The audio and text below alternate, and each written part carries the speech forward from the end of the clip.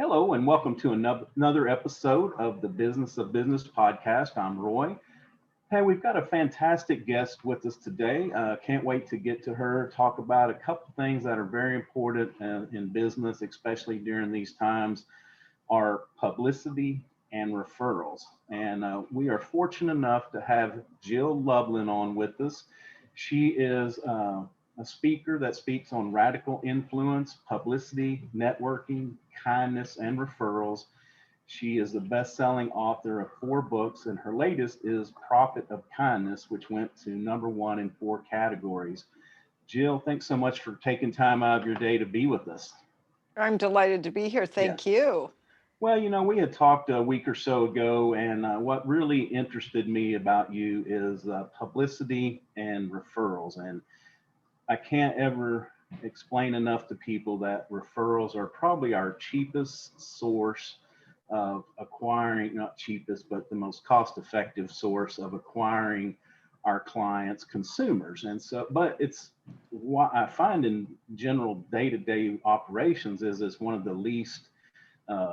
It's one of the least pursued activities that salespeople take, and sometimes it's as little as just 5 friends that could benefit from whatever my service or product is. But anyway, I don't want to steal your thunder. I'm going to, let you weigh in on this because obviously it's 4 of the key subjects that you tend to talk about. So I know that you feel that they're important as well. Very important. I mean, realistically, I think it's all publicity, first of all. When you walk out into your Zoom room or your networking meeting, you are representing yourself always. Asking for referrals is an essential part of your system, and getting to ask it in a way that is connected and takes into account the other person. I really I call it the who question, and it's who do you know who needs fill in the blank, right? And Right, so right. that's a really good question. But I think it's really an underused strategy that most people forget about. Right, exactly. So before we get way off track or way down the road on this subject, can you explain what is the difference between publicity and regular straight marketing? And then also, I know that there are a couple different types of publicity, but could you just kind of give us the basics of that, please? Sure. Well, publicity is broad. I mean, I look at it as a credibility building, visibility building, exposure in the marketplace, building trust and connection, and then that's a real key. Marketing, I think of like a tree, right? And there's a branch of the tree. The branch is publicity, Okay. and that branch is key to, of course, the tree's life. But it's certainly a key element that you need to be looking for in terms of knowing that you need to budget for it, right? I Right. tell people at least 10% of your thinking gross revenues, like just put it back into publicity, because that's Right. a ever returning strategy that keeps you Right. out in front. Well, and you read my mind because that was my going to be my follow up is that there is the paid publicity and non-paid. I think a lot of us novices always think of publicity as news coverage, sometimes in the negative light, but we never really think about that paid portion. So, what are some of the things that we could do to pay to get positive publicity for ourselves? Well, a couple things. First of all, the paid stuff is called advertising. So I'm not an expert in that. That is a Okay. particular art form. Right. And it's controlled, and that's nice. There's things that are called advertorials, which look like publicity, but actually you've paid to have the article put forth. And by the Right. way, Right. I'm all for certain parts of that. I think it's great. What I'm talking about, though, is getting the free stuff, the Right. Right. articles placed, the podcast, the interviews. It's your social media, it's your Facebook lives, it's your Instagram lives, it's any way you want to go live. Right. Right. It's your YouTube channels. That's all publicity, my friends. Everything we just included Right. there, your blogs, all of it's publicity. So start thinking about your content, what you want to get out there, your message. And in fact, I like to call it, why should people care? Right. You Right. got to Right. answer that question. Yeah, and usually we take, or what I've tried to do lately in the last few years is take more of an educational stance. How can I add value to the story? What can I do to educate the consumer, the general public? And so I think when we take that frame of mind, the other thing, there are a lot of people out there, a lot of news reporters, other outlets that are more than happy to have your content on their program. They're looking for good content. So sometimes it's as um, easy as reaching out, making a phone call, and saying, "Hey, I've got this great uh, angle." I don't know. Sometimes I hear things on the news, a reporter, feel good story. I think, well, how could I tell a story or something off of that you can call and say, "Hey, I can build on this."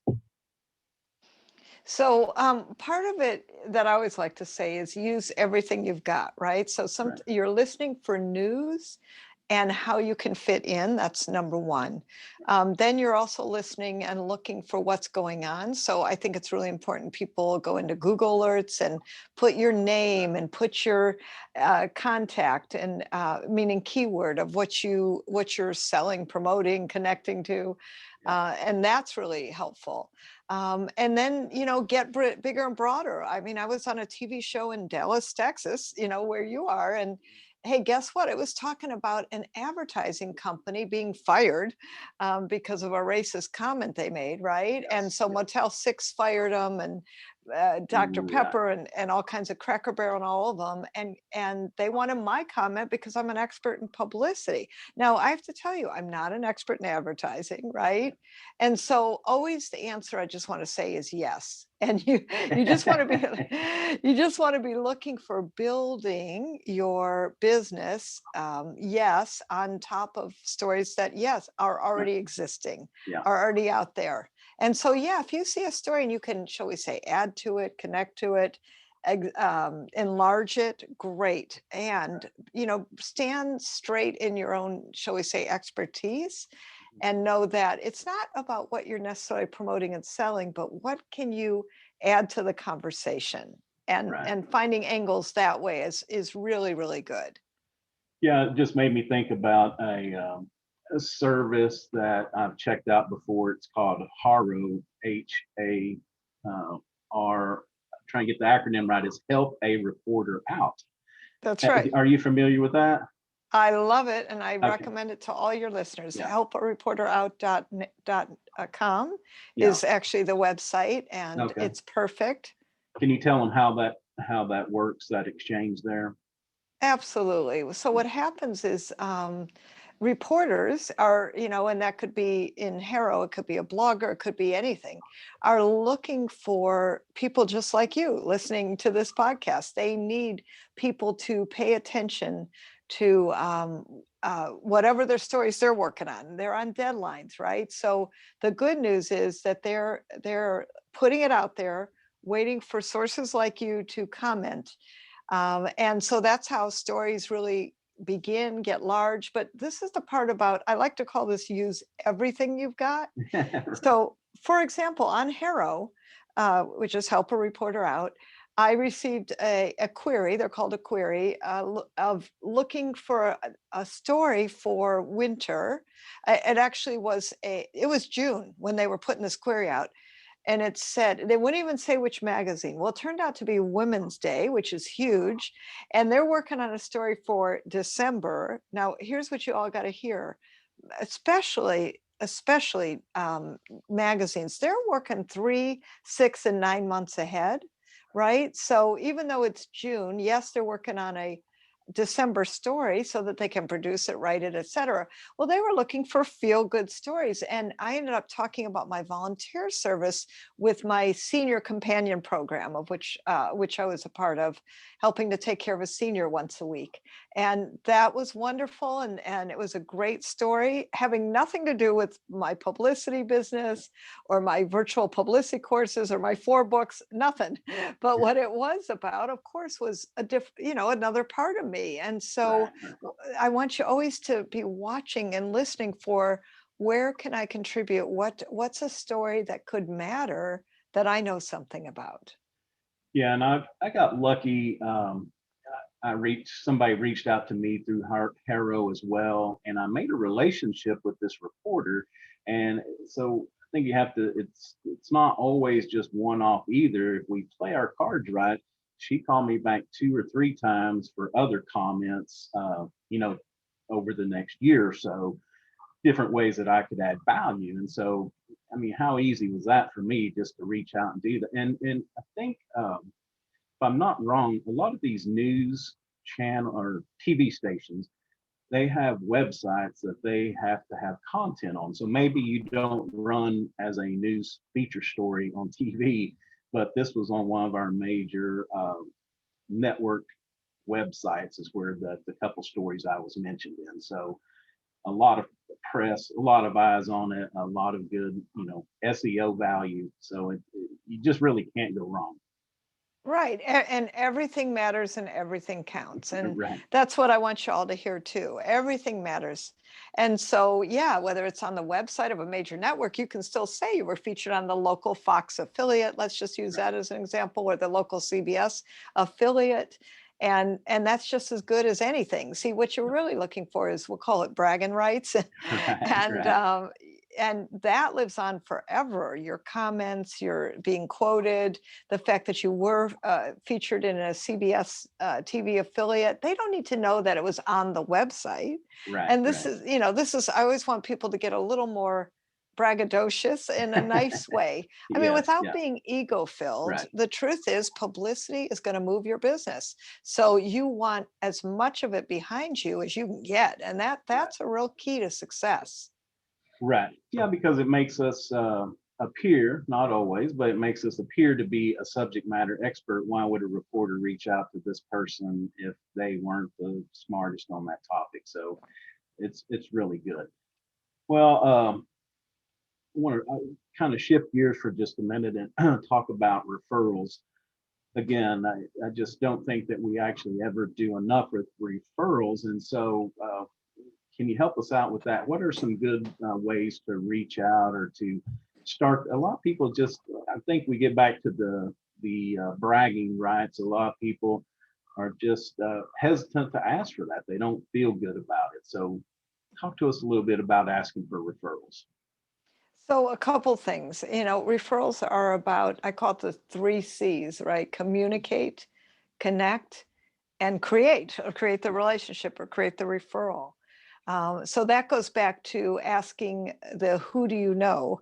I think it's just a really simple question, and people appreciate the straightforwardness, is what I've noticed. So sometimes it's a little bit about, you have to get over yourself in the asking for it, right? But Right. what's so powerful is to ask for it in a very nice and upfront way. Who do you know who? And then fill in the blank. Right. Might need some publicity help. Who do you know who wants to get a book deal? Because Right. I help people actually get book deals. So I might ask that. Who do you know who books speakers for virtual speaking engagements? Like, just whatever it is you need. Those are 3 of my asks, right? Right. And Right. I'll, when I'm in a group and they say, what do you need? I will ask one of those questions, because this is, the thing that you got to be careful of, so to speak, is you don't want to be caught like a deer in headlights if somebody says, how can I help you and what do you need? You want to have the answer to that question. Right. That's important. And I, believe me, I've asked many people, how can I serve you? What do you need? And they're like, they don't really know what to say. So how can you ask for referrals if you're unclear what you really need next? That's one thing. Be clear about what you need next, okay? And that's important. And then within that same category, um, literally be willing to ask your clients for referrals. So I like to call this in the happy dance stage of, it could be after you've done, if you're a consultant, a few sessions, or, I just helped somebody close a 6-figure book deal for their book. Of course, I'm going to say, listen, might you have some referrals, other people who might want this, or Right. things like that. So you want to ask sooner rather than later. You don't always have to ask at the end. And the other thing related to that is testimonials. But that has to be part of your system. Like everybody who goes through my virtual publicity course, like half hour before the end, I will say, hey, listen, if you love this course, we love testimonials. And it's a nice thing to do, right? So you have to ask for it. Sometimes it's going to feel uncomfortable. I've made it easy for people to give it to me. In other words, we have a system for it where they just have to click a link. So here's the deal. If you're going to ask for referrals and testimonials, you need to make things really easy for people to do that. So, somebody asked me recently for a LinkedIn testimonial. And I am happy to do that, but I'm like, send me the link. So all I have to do is, I don't have to figure anything else. Exactly. And I think that's really important these days, is just make everything as easy as you can for people. Right. And if you provide a good service, a good product, people like to brag even about what a great deal they got, they got the best service more than any of their friends did. And so we can kind of set them up to have bragging rights. If we provided that great service, that great experience, a good product, they want to tell their friends. So we need to be sure that we can be there to help them tell their friends about us. Yeah, exactly. And to know, that you're a gift to people, right? In terms of your Right. service, your product, what you've got. And people do want to talk. They want to spread the word. Sometimes they don't know how, they haven't been asked. Right. So that's something I really want to underline for all of you is that referrals are going to drive your business. It's, I think, one of the best and least expensive marketing tools. And that's other people talking about you and saying great things. And, oh, you've got to call, you got to call so-and-so for this service. We do it naturally. We tell people about restaurants or good movies. So think about doing it for your service and other people's service, and ask them too. How can I help you? Can I give you a testimonial?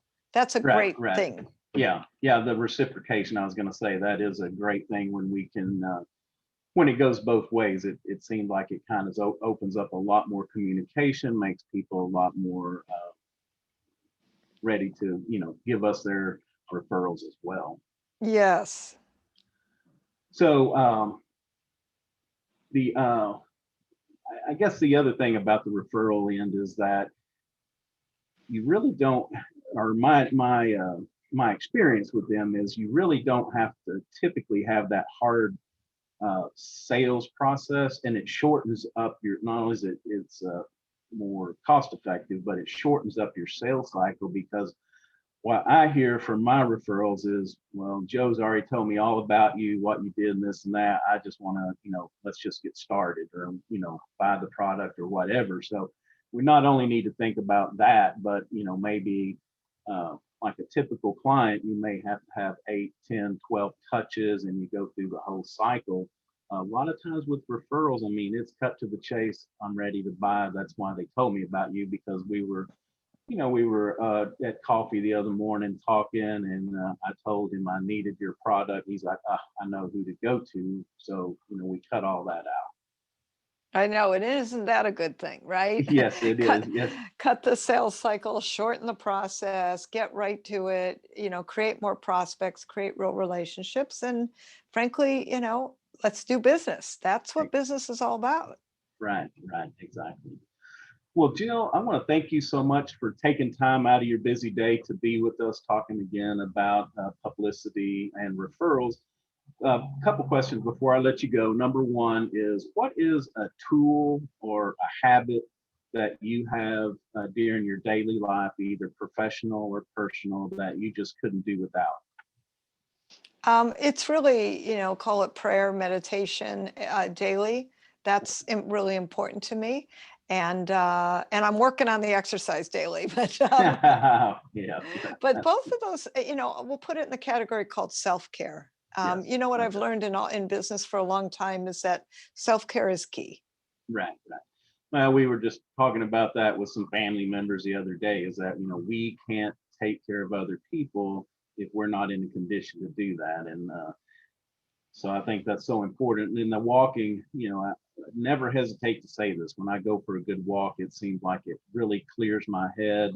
And my girlfriend, she hates it when I come back. She usually goes with me to keep me from thinking too much. But when I come back, it's like I'm full of ideas and things that we need to do, just from taking a 15 or 20-minute walk here. So anyway, well, Can you tell everybody who your customer is, how you can help them, how they can get a hold of you?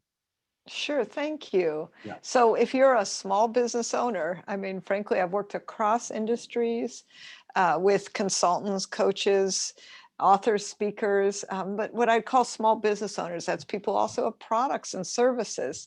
And I teach a virtual publicity course.